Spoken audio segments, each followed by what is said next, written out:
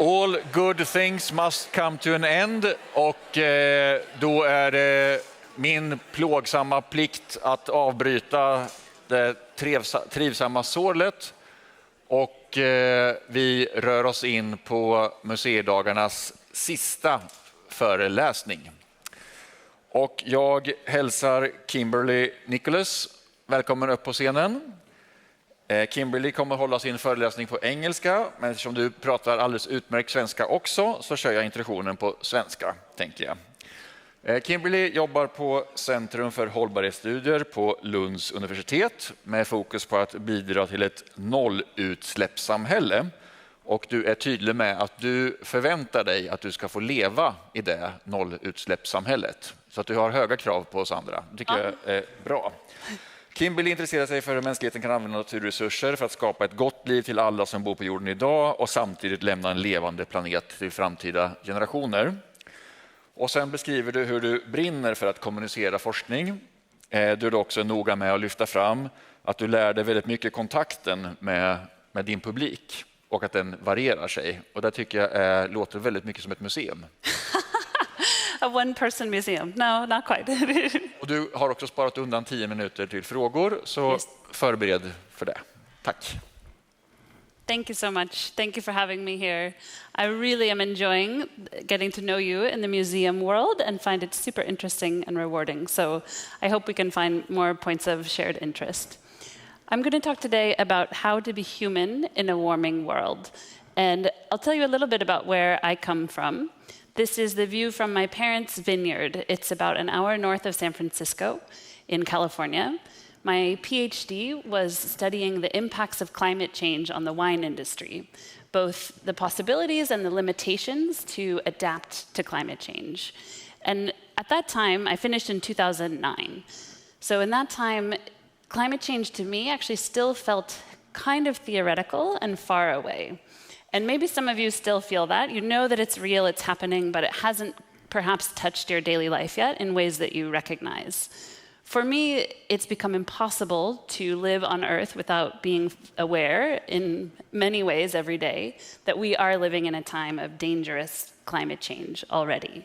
And this was extremely clear to me when my family was evacuated in the wildfires of 2017 in the North Wine Country. Thankfully, they were safe. Both my parents evacuated first, and my sister and her family from the center of town.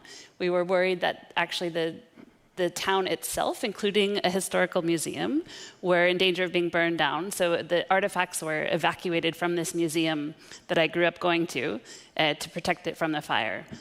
Thankfully, they were safe, but many were not so lucky. And we know that these wildfires in California are made worse by human-caused climate change. They're about twice as big and dangerous, and the fire season is much longer than it would be without our burning fossil fuels, basically. So my main message to you today is that life on Earth, both our own lives, the lives of all the people we love and care about, and the lives of the 8 million species that we share the planet with, are in danger. And it's up to us to fix it. We're actually the only ones who can solve this crisis, and time is now very short. What does it mean to solve this crisis? It's working as hard as we can to meet the goal of the Paris Agreement and actually succeed at limiting warming at 1.5 degrees. And I'll talk more about why that's so important.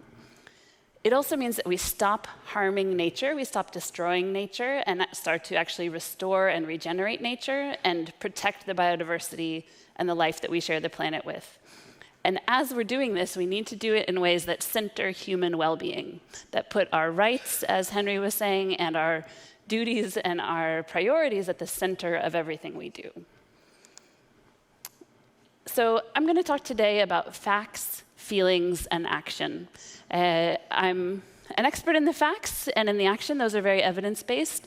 The feelings maybe is more your domain as creators and museums, but I hope we can find some common ground there. We've heard a lot of people say that and I agree with actually what Henry said just before, that you don't have to be experts in the knowledge. If you want to have an exhibit that sums up what thousands of scientific studies and all the latest research says, it almost fits in a haiku. And you're very welcome to use it. Here it is. It's warming. It's us. We're sure. It's bad. We can fix it. So this is pretty much the science you need to know. You are very welcome to dive into any of these 3,000-page reports from the United Nations Climate Panel. This is the latest edition that's come out over the last few months. But this is what it boils down to. So we have the science that we need, and I'm really grateful that museums and the creative and arts sectors are taking up the challenge to take this knowledge and turn it into something that can be useful to society, that can benefit and help society develop and change in the ways that we need to. Why am I showing you a picture of a bathtub? I hope that this picture of a bathtub gives you actually a sense of urgency. And maybe this is not usually what happens when you look at a picture of a bathtub, but the reason this bathtub is so important is because it represents our atmosphere, and specifically the capacity that our atmosphere has to handle our carbon pollution. Imagine that the faucet, the water running out of the faucet, is the carbon pollution from 75% burning, or actually carbon pollution, almost 90% burning fossil fuels, the remainder from deforestation and land use change. That faucet is on full force, and it is filling up the tub very fast. The edge of the tub is where we want to stabilize the climate, in this case, 1.5 degrees. The bad news is the bathtub is almost full. It's close to 90% full for meeting 1.5 degrees.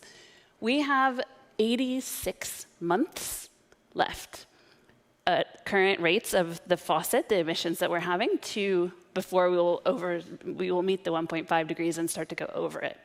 And we know that the difference between 1.5 and 2 degrees, that range in the Paris Agreement, is really the difference between life and death for many people and places around the world. It will be very difficult to have a good life on Earth above 1.5 degrees, and it really will not be possible to have a good life on Earth above 2 degrees of warming. So we've got 86 months to start turning off the tap. We need to do about half the job in the next 86 months. So the time is really now. We know that as long as there's more water coming in or more carbon being added than is being taken out, the level will continue to rise. And that's what's happening now. So it's good if we start turning down the faucet, but eventually we're going to have to turn it, and eventually meaning very, very soon, we're going to have to turn it all the way off to actually stabilize the temperature. This is from Climate Action Tracker. They have some very good visualizations that I think would make good museum exhibits, actually. And the point of this graph is there's a huge gap between what the world is doing now and what is needed to actually meet the Paris Agreement. So you see this red line here, they call it here the ambition gap, that basically emissions are starting to flatten out. They haven't started declining yet, but what we need them to do is drop off really, really fast. Current policies are headed for something like 2.5 degrees of warming, and that is a really catastrophic world. And that is a world that I might live to see. If we keep making the same mistakes as we're doing now, this is going to happen within my and many of our lifetimes. So it's really not a problem for future generations. It's a problem for here and now. And conversely, this is why in the introduction I said, I plan to live to see a zero emissions world, because if it's going to happen, it has to happen within my lifetime. How will we do that? What's required to do that? It means that emissions, which historically are this black line that have been going up, up, up, up, up, so here's where our carbon budget went, have to start going down in a big way. You may have seen the headline in Dagens Nyheter today that a new carbon budget from Professor Kevin Anderson and Isaac Stoddard at Uppsala University says that Sweden needs to be reducing our emissions about 20% per year. In 2019, Sweden reduced our emissions 0.5%. So 40 times too slow. We are not getting the urgency, and I hope that you can be thinking about how can we create a sense of urgency and empower people to act on that urgency in a meaningful way with the work of museums. This is a new tool that I would love to see every museum in Sweden have on an iPad when people come in. You can enter your commune, your municipality, And it will tell you what has my commune been doing historically, and what does it need to do to meet the Paris Agreement, to meet 1.5 degrees. So I looked up the lovely city of Halmstad, which I have very much enjoyed visiting, and saw that their emissions have been slowly declining. If the trend continues as it has been, this is where they will end up, the red line. Where they need to be is the green line. So, and nearly all cities in Sweden look like this. So I encourage you to look at this website, klimatkollen.se, check it out, see how your commune is doing, and start asking questions and start engaging with how can we move from this far too slow red line that's headed for dangerous and disastrous climate change. How do we get on this green line to actually reduce emissions fast and fairly? So to do that, there's basically, to go from this red line of disaster to the green line of a thriving, living world, there's basically two things we need to do. It's at least simple, if not entirely easy. The first thing is to stop burning fossil fuels. About 3/4 of total greenhouse gas emissions and about 90% of the carbon, the main climate pollution, comes from burning fossil fuels like coal, oil, and gas. Because the bathtub is filling up so fast, and because we have only these few months left where we can actually avoid going over 1.5 degrees, where it becomes harder and harder to live a good life and to stop climate change, we actually need to leave fossil fuels in the ground. We have to retire infrastructure like pipelines and mines and factories and cars that run on fossil fuels ahead of time, because there just isn't room for them in the carbon budget. If we had gotten started earlier, it would have been a lot easier, but we didn't, and here we are now, so we have to do what's necessary in the time that we have. The second thing we have to do is to stop destroying nature, to turn from a relationship of exploitation to one of regeneration with nature. And I have a suggestion for how we can think about doing that I hope can apply to many of the situations you might find yourself in. Basically, my diagnosis in my book, Under the Sky We Make, is that a lot of our problems share the root cause of what I call the exploitation mindset.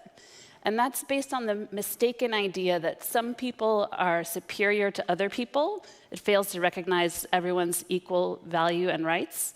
And it's also based on the mistaken idea that people in general are superior to nature. And having these ideas of separation and of hierarchy leads to inequality, leads to exploitation, leads to many of the problems, including the climate and ecological crises, among others, that we have today. So my suggestion for how do we get past this is embracing and starting to embody and bring about this mindset of regeneration. And what that means is it's based on 3 principles.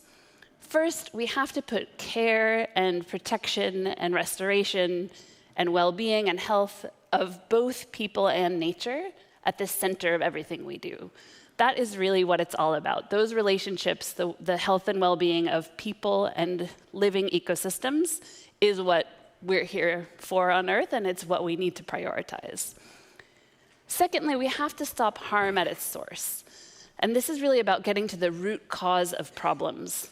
Historically, what the data show, what we've been doing, is generally adding good stuff on top of bad stuff.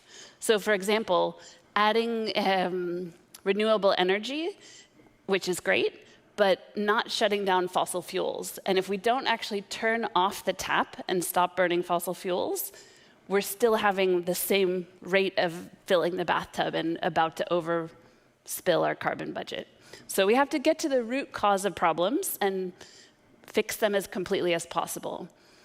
And third, we have to build resilience. So resilience is the capacity to cope with and even thrive through change. I really appreciated the talk this morning or earlier today from Climate Museum UK, talking about emotionally coping with some of the difficulties of the era that we're in and how museums can help people get through difficult times, be able to face tough facts like the one I'm sharing with you now, and have the capacity to actually support and help each other to thrive through change, both ourselves individually, in our communities, and supporting nature to do the same. Okay, those were the facts. What about the feelings? Well, this is really where you are the experts. As museums and the creative sector, you are creating experiences and installations and projects that reach people emotionally in a way that science never can. So I think this is incredibly important that you use this power for the benefit of society. An exhibition that really struck me was this one from the Swedish duo Bigert and Bergström. It appeared in my local museum, Skissernas Museum in Lund, which is a couple hundred meters from my office. The idea that they were out on this peak, which used to be Sweden's highest peak, putting a reflective blanket on to try and slow the melting of the glacier at the top of the mountain, which has been sped up and caused by climate change. So I was here actually in 2019 with my husband. We climbed this mountain. We had an incredible day in the mountains, extremely beautiful. We did not have crampons, and I got to about here and chickened out and turned around. I later read that this is a 400-meter drop to certain death. So I felt good that I had made the decision, and I was trying to tell myself, I can always go back next year. I can be more prepared. I can have better equipment. But actually, I couldn't go back the next year because that mountaintop was actually gone. It was a few weeks after I stood close to the top of this mountain that it was officially declared to have melted so much that it is no longer Sweden's highest mountain. So these beloved and cherished landscapes and distinguishing features and what we grow up learning about and are part of identity and place are changing before our eyes. So I've had to grapple with this a lot with my home state of California, as I mentioned, dealing with especially the fires, but also drought, death of 150 million trees, which was exacerbated by climate change and bark beetles. It's really dramatic how these beautiful places I grew up in are changing and being harmed by climate change. So I've come to something that I call radical climate acceptance as a process. And what that is viewing reality as it is without distortion or judgments to try and to change what you can and accept what you can't. And it's not a one-time thing. I mean, what we can change is not determined before we try. So we have to be doing our best, and to answer that earlier question of saying, we actually did what we could and what was necessary in the time that we had. But at the same time, it's being at peace with maybe we can't be responsible for every outcome, and we can't make our health or happiness contingent on things that we don't have full control over.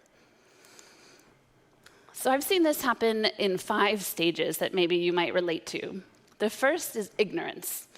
You have to learn about climate change somewhere. It's not genetically, in our DNA.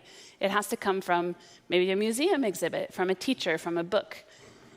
Often the next step is avoidance. There's some uncomfortable concerns and worries that people might not want to face. And at some point, maybe it becomes less uncomfortable to stop avoiding it than to continue to deal with this cognitive dissonance of not facing the facts of climate change.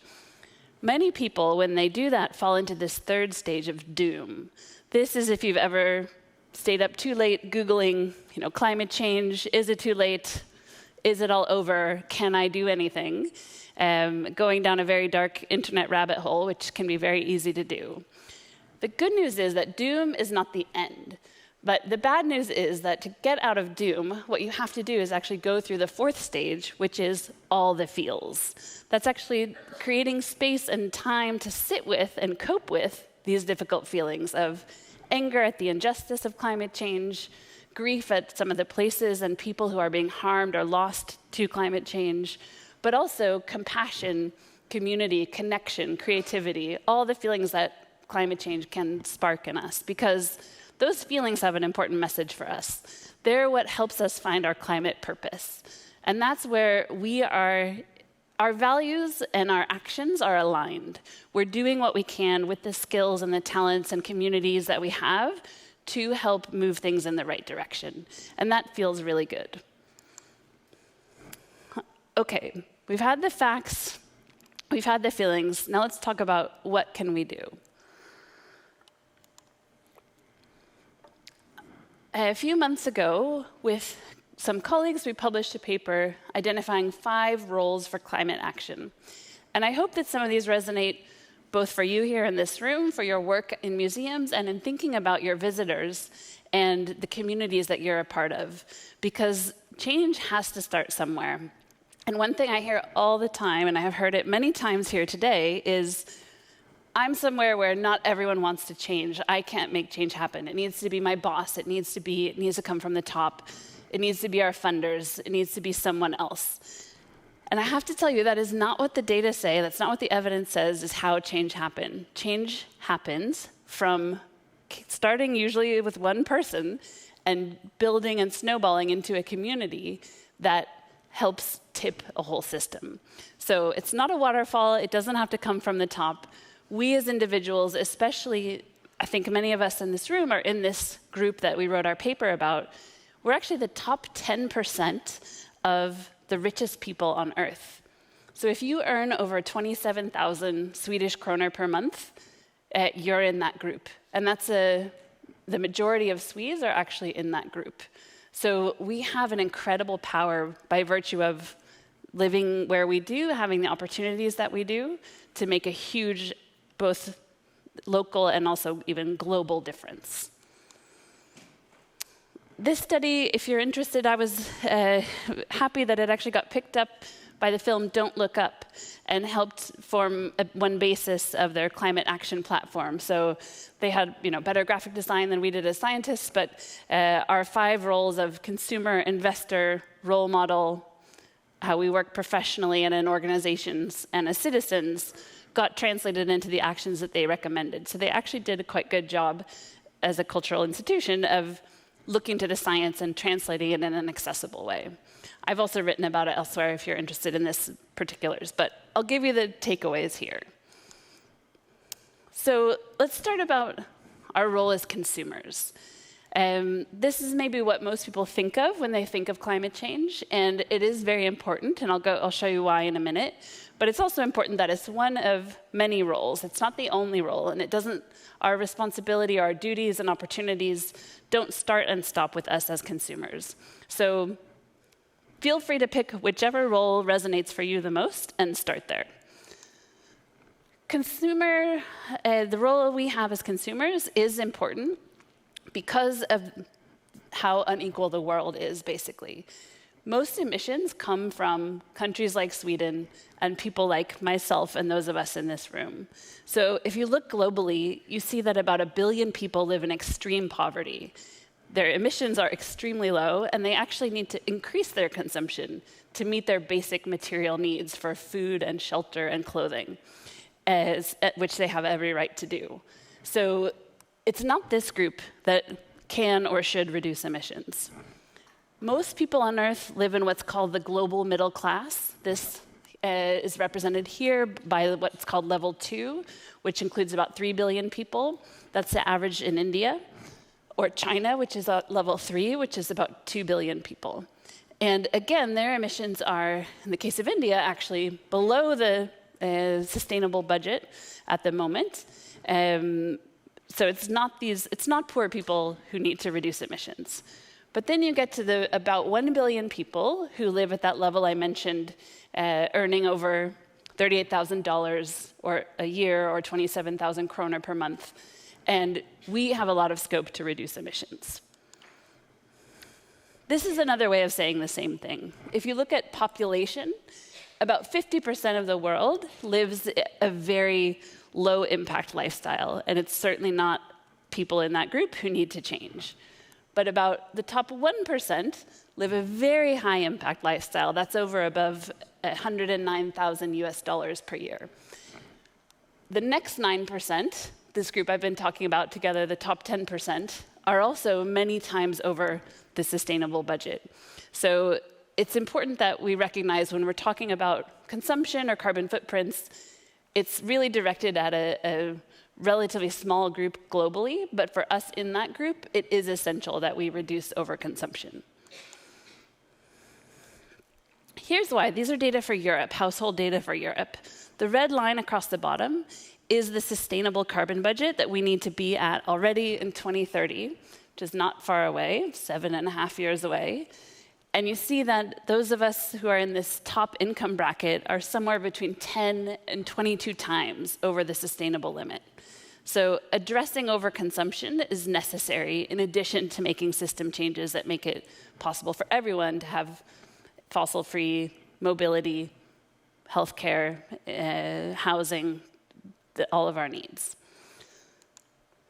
So making those changes to our energy and food systems will basically be enough to get the 90%, even within Europe, down to the required footprint.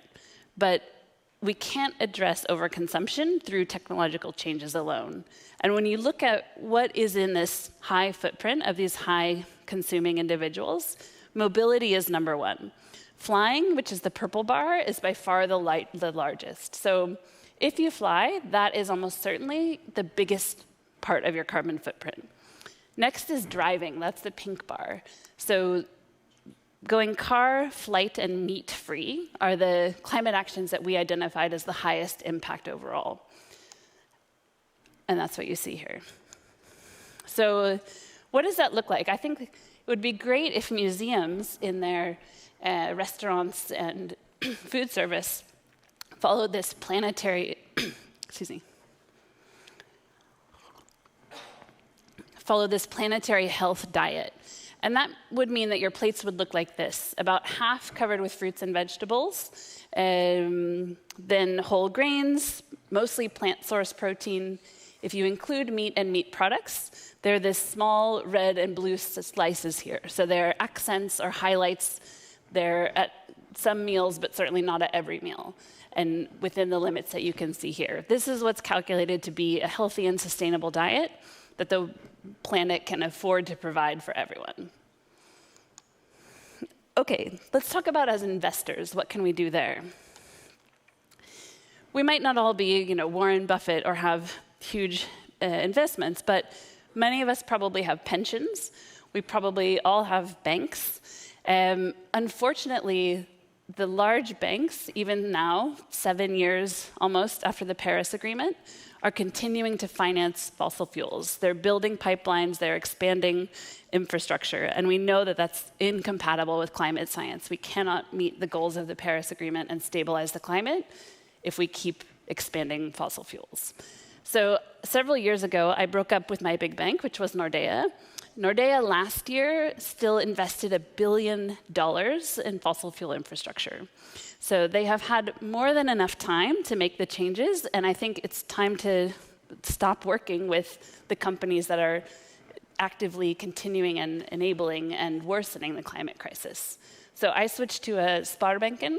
Ekobanken is another good option, but I think it's really important that we vote with our money, both personally and institutionally, to support banks that are not on the wrong side of history here. In Sweden, we can divest part of our pensions. So divest means taking our money out from institutions that are still benefiting from fossil fuels and the climate crisis, and instead investing them in funds or in investments that are actually building the world that we want to live in. And part of schools and universities have been really successful there. I know that the Church of Sweden has fully divested. Lund University has partly divested. So we need to go faster and further.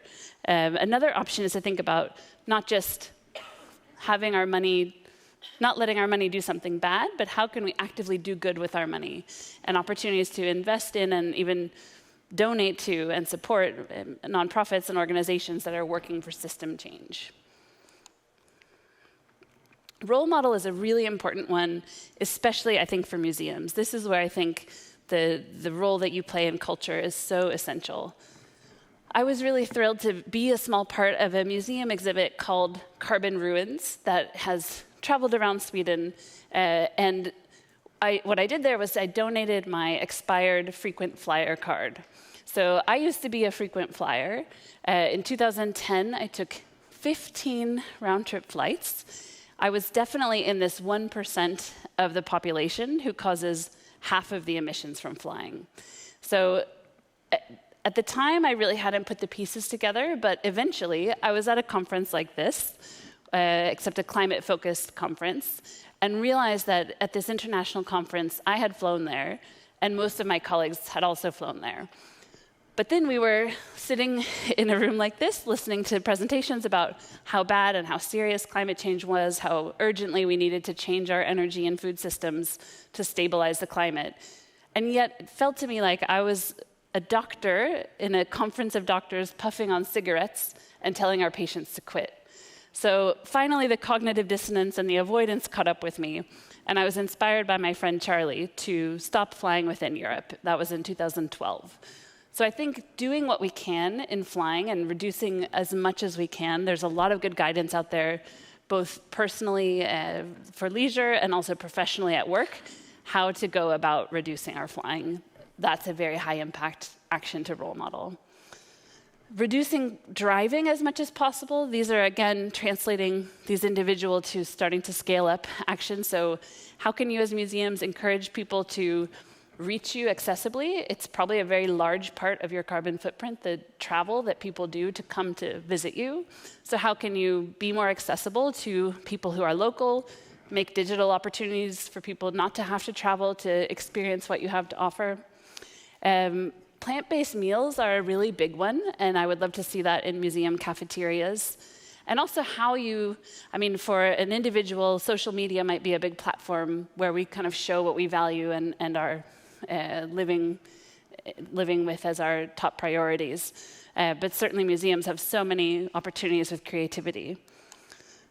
I have here just a couple of examples of museum exhibitions that I found really inspiring. One was at a museum in California, the California Academy of Sciences. And they had made these exhibits with plates of food that were actually weighted to be equal to their carbon footprint. So the plate with a burger on it, actually, I could barely lift because it was so heavy with such a high footprint. And some of these, delicious couscous salads and interesting plant-based meals were very light. And having something tangible like that, even though by this time I certainly knew the data and had published studies on this myself, but actually interacting with it physically was a totally different experience. So I would love to see museums making exhibits like this. What about as organizations? This can be at work or school, what we do in our free time with others. I think a really important one is to make all jobs climate jobs. It's not that you need to quit your current job and become a full-time climate activist. What we need is every sector, every city, every community to quickly and fairly reduce our emissions to stabilize the climate. So we need you to use the talents and skills that you already have to help make this happen. At the industry or corporate level, the most rigorous standards are called science-based targets. And I would love to see museums in Sweden register themselves to science-based targets. It's a evaluation and system for how you actually, what concretely you need to do to be in line with the Paris Agreement. It's also about divesting, as I've said, both your investments and your bank, for example. Looking at how do you fit into a larger ecosystem? Who are your suppliers? Who are your partners? What are your requirements for them? How do you send the signal that we're all moving in this direction to a fast and fair transition to a fossil-free world? And if you want some inspiration for how can we make these different jobs oriented to be climate jobs, if you're in accounting or you're an economist or you're working in human resources, Project Drawdown has this Climate Solutions at Work guide that gives some really good concrete tips. A few other examples from museums, back to Skissernes and back to Bigert and Bergström. So actually the very day that I had heard the news that the last male white rhinoceros, northern rhinoceros, had died, and leaving only 2 females of the species remaining. So that species is basically functionally extinct. And when those last 2 rhinoceroses die, that species will not walk the earth anymore. So I had seen that headline on my phone and kind of just scrolled past it. I didn't really take it in. But then I was at Skissernes, and there was a slideshow of these artists' work, including this piece, which is of a northern white rhinoceros. It's a massive sculpture. And actually seeing this, even just a photograph of this artwork, it struck me in a completely different way. And I realized I had been avoiding and kind of shutting down to not take in this bad news on my phone in a news headline format. But getting almost the same news in a creative way struck me really differently, and actually was really helpful to me in having a place and a space to kind of process this grief. So museums, I think, have a really important role. I love this quote from Tony Karabambara, that the role of the artist is to make the revolution irresistible. And I loved the talk this morning talking about not having utopia or dystopia, but positopia, creating space for more openness and widening our view of what is actually possible and drawing people into that, I think, is such an important role for arts. And finally, we have roles as citizens, and this is both private and how we engage in society, where museums as public institutions or as institutions for the public, I think, have a big role. We know from research that what really makes political change happen is first to vote. Studies have shown that voting for women and voting for politicians who have a good climate score actually reduces emissions. So Naturskyddsföreningen does an evaluation of politicians. This is obviously an election year here in Sweden in September. We will be voting new members of parliament for the next 4 years. And this is really the critical 4 years of all of our lives of, are we going to make this necessary transition happen? So it's incredibly important who we elect. I'll just wrap up here and say that these other actions have also been shown to be very effective, getting active in organizations, supporting parties or climate organizations in line with your values, creating media attention, and that's something that museums are excellent at by making things visual and appealing and eye-catching and engaging, actually deliberately being in touch with our representatives, and political demonstrations. And I know that Matilda from Museums for Future was very clear and warm and generous in inviting us all to support strikers, to be part of and ask the youth climate movement, how can we help each other? I think that's really the right question to be asking. Because I want to be clear, it's not about putting the burden on young people or on future generations to make the changes. It's really up to those of us who are adults now, and the more power and privilege we have, the more responsibility we have to be good ancestors. And I know that museums are thinking about your role in society, your role in the future, stewarding treasures and resources and archives into the future. And our ability to do that and to have a good future really rests on what we all do now in these next few months. So I'll close by saying I'm really grateful that I've had the chance to be here. I've actually donated my time, and Sveriges Museer had very generously bought copies of my book, Under the Sky We Make, as an invitation for all of you to learn more and to share. I'd be very happy if you want to stock them in your museums and to have further discussions. The best way to keep in touch with me is through my newsletter, which is called We Can Fix It. And I'm going to be writing about you all tomorrow in the next edition. So it's about facts, feelings, and action. I'll be talking about climate action for museums. So I hope you subscribe there. And thank you again for having me. Thank you for the work you're doing. And let's keep in touch. Thank you.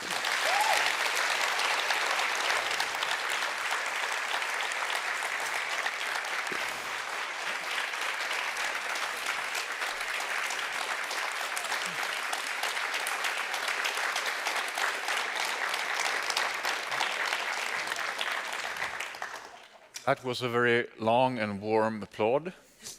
Thank you. Thank you so much for donating your time. Has created a lot of anguish, but also some hope.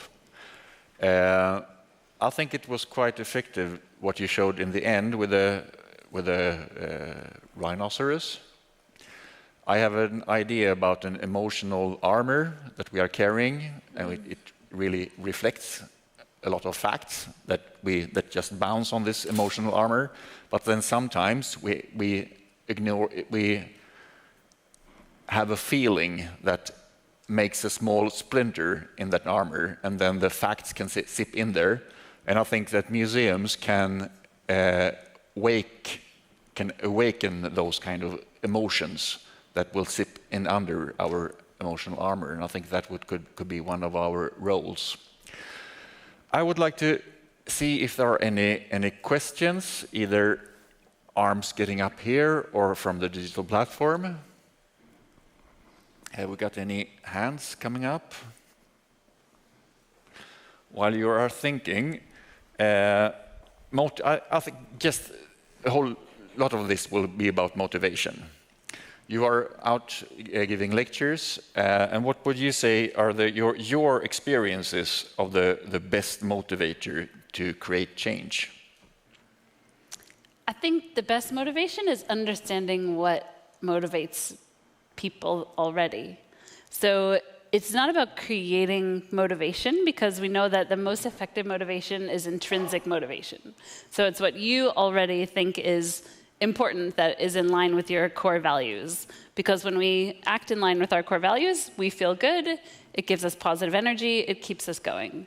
So it's basically about listening to people more than talking, which I've not been doing here, giving this one-way lecture. But in conversations, in exhibits, creating space for people to come up with their own questions and comments and steer the discussion, and aligning with that. I think I really like the picture you're giving when you are visiting this conference and you have flown there and you realize that you are a smoker on a conference with doctors telling people not to smoke. How do you motivate yourself? How do you stay a non-smoker? Because I think that and I said the same thing yesterday, one day I'm really thinking, I'm positive, I think that we can actually achieve change, and the next day I'm quite, in the third square you showed there, desperation. How do you stay on as a non-smoker? How do you stay on the idea that it still is possible? Honestly, I think it's a process, and I won't lie to you and say that I jump out of bed every day thinking, oh, we've totally got this and we're on the right track. I also read the newspaper like you do, so I see that there's so much harm and suffering in the world, and so many problems we're not doing what we need to and what we could to fix. So that also, of course, affects me. But I think what does keep me going is, I guess, two things. One, feeling like this is actually the most meaningful work that anyone can do to be a part of this moment in human history that will never come again. Young people now, not even future generations, but just young people, who are too young to vote in this remaining, it's July 21st, 2029, that the world will run out of our carbon budget for 1.5 degrees if we don't make the necessary changes. So if you can't vote by then, if you're not, we can't expect kids today to solve this problem for us. It's really us. So I think it's that feeling of almost destiny, I would say. We're the ones who are here for whatever reason. I don't know why it's us, but it is us. And then related to that, the second reason is feeling part of a community, having students and colleagues and strangers who reach out to me from all over the world, the people who engage with the community of my newsletter, people who I meet in conferences like this. There are so many people who want to help and want to be part of the solution, and many of whom are already doing all they can, and just so many more who need to be a little bit more activated. So it feels possible. Thank you so much. Our time is up. So you tell us to rise to the challenge as museums, and also try to motivate people to rise to this challenge. It's our destiny. Thank you very much. So much for coming here.